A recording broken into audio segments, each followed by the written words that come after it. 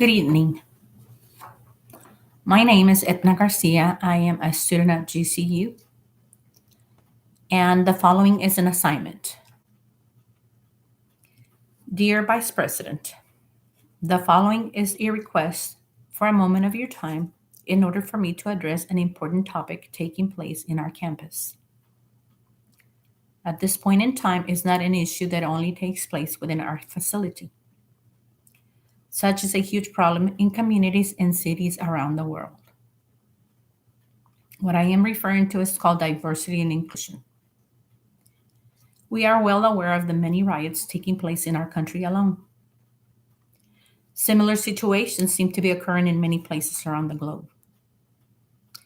We, as a higher education institution, must be directly involved in making a change, starting here in our university. Technology advancements has made us global. We communicate now more than ever with different cultures around the world. I believe that it is vital and extremely important for us to reinforce diversity and inclusion in our college or university.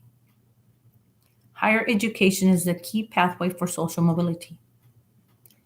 If we take that into consideration and the raw data coming from the Office of Planning, Evaluation of Policy Development and the U.S. Secretary Department of Education, the percentages and the numbers are alarming.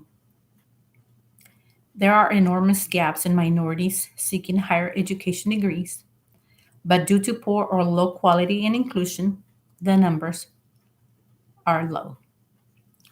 In 2013 2014 alone, the 6 year graduation rate among Hispanics, Blacks, Whites, and Asians, first time full time bachelor degree seekers, are the proof that something needs to change. The graduation rate was 54% for Hispanic students and 41% for Black students, compared to 63% of white students and 71% of Asian students.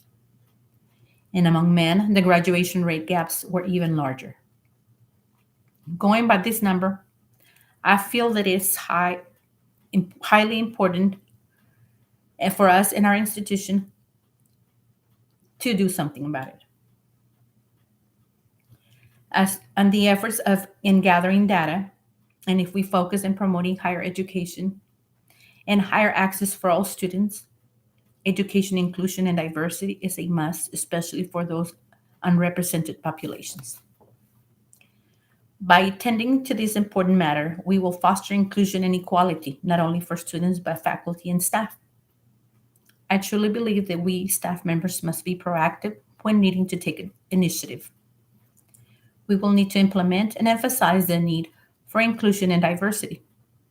It is our responsibility to implement it on each department. The need for inclusion and diversity is a must. We must be active and close participants. Such must be included in our faculty code of conduct and in our student code of conduct. We must also create a meeting or meetings, parades, have movie for staff members and student body. We must be able to be hosting luncheons or job fairs where diversity and inclusion is the main focus as to why the events are taking place. At this time, I would like to ask you for a consideration to implement the various programs I just mentioned.